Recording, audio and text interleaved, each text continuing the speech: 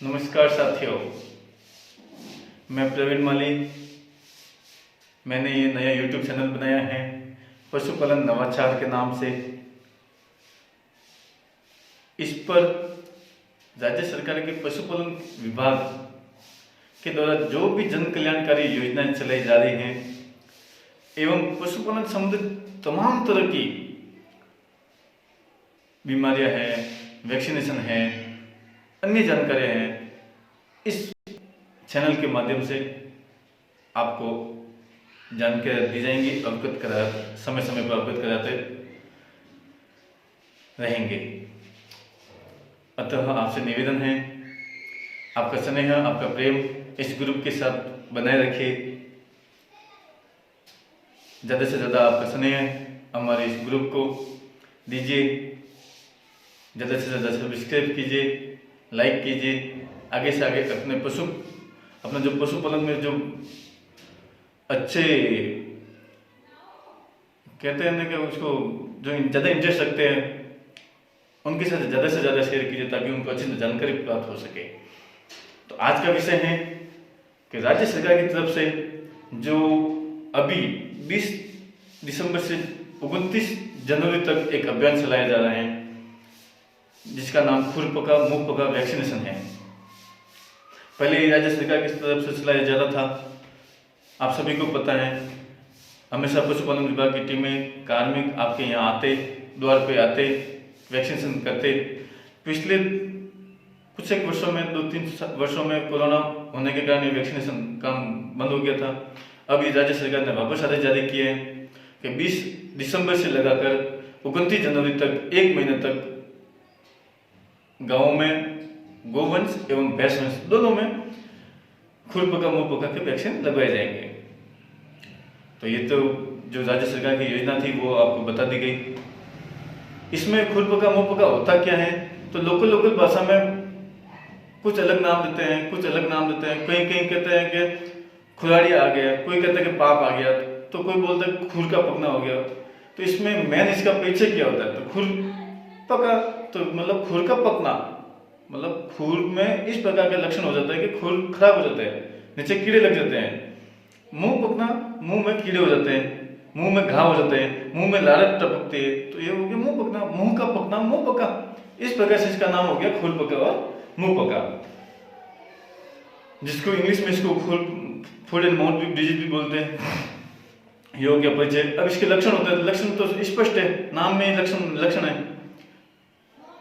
खुर का पकना, खुर हो गया, खुर पकना, मुंह पकना तो मुंह में पकना, मुंह। इसमें मेन लक्षण क्या है कि इसमें बुखार आ जाता है, पैरों में घाव हो जाता है, छाले पड़ जाता है, पशु चल फिर नहीं सकता, बैठा जाता है, और मुंह में ज्यादा छाले हो जाने के कारण खा भी कुछ नहीं पता, 6-7 दिन ऐसे रहता है। ये वायरल डिजीज है, वायरल होता है। 6-7 दिन में ये ऑटोमेटिकली ठीक हो जाती है। बाकी कभी कभी लंबी भी खींचती है, तो इसको फिर ट्रीटमेंट भी किया जाता है।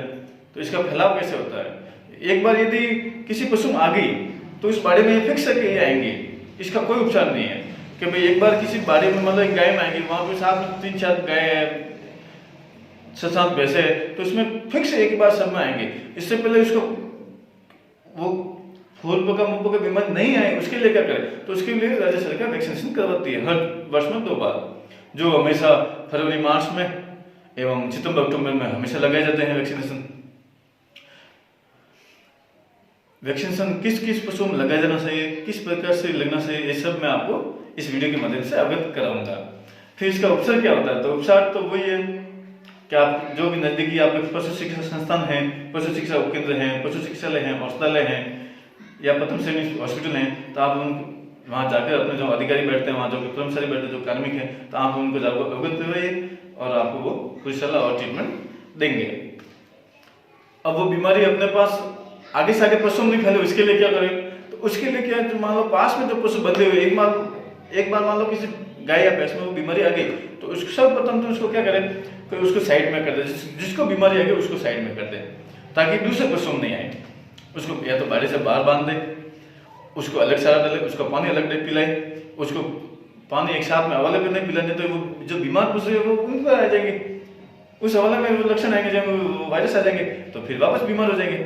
तो इसका एक ही उपचार है कि आप जो भी एक बार अपने को पता चल गया कि गाय में आ गई, तो आप सीधा उसको अलग से बाड़े में बांध दीजिए, उसका सारा पानी और ये जो भी पानी की व्यवस्था कर रहे हो वो अलग कर दो, और दूसरे जो स्वस्थ पशु उनको अलग कर दो। फिर आप उनको अलग बांध दिया, पानी की व्यवस्था अलग कर दी। इसमें फिर बाद में क्या होता है कि वैक्सीनेशन करवाना ही है, ये तो फिक्स है। यदि वैक्सीनेशन नहीं करवाए तो ये तो 101% बीमारी आएंगी। तो वैक्सीनेशन किनको कराए, तो जो 4 वर्ष से जो छोटे हैं उनमें नहीं करवाना है। ये राज्य सरकार के जो निदेशालय है पशुपालन विभाग का, उसके स्पष्ट आदेश के 4 वर्ष से छोटे बच्चों में वैक्सीनेशन नहीं होगा। जो 4 वर्ष से बड़े हैं तो एक बार वैक्सीनेशन होगा, 1 महीने के वापस बूस्टर डोज लगेगा। ये तो हो गया छोटे बच्चों में। जो बड़े पशु है उसमें बोले चाहे वो प्रेग्नेंट हो, चाहे दूध देती हो, चाहे वो बाखरी हो या एज में हो या वो विकलांग हो, किसी भी पशु में, गाय गोवंश में भैंस दोनों में ये वैक्सीनेशन होगा। ये तो हो गया अपने वैक्सीनेशन की। ये वैक्सीनेशन कब होता है हमेशा, तो ये वैक्सीनेशन हमेशा अप्रैल से फरवरी मार्च एवं सितंबर अक्टूबर के वर्ष में 2 बार ये वैक्सीनेशन होता है।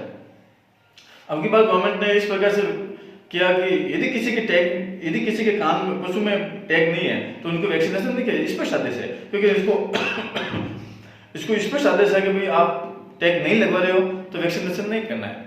तो आपसे भी निवेदन है कि जो भी पशुपालन के जो भी कार्मिक आपके यहाँ आपके द्वार पर आए वैक्सीनेशन, तो आप उनको कोऑपरेट करें कि भाई आओ हम इनको सही तरीके से बांधते हैं, आप इनके सही तरीके से कान में टैग लगवाइए।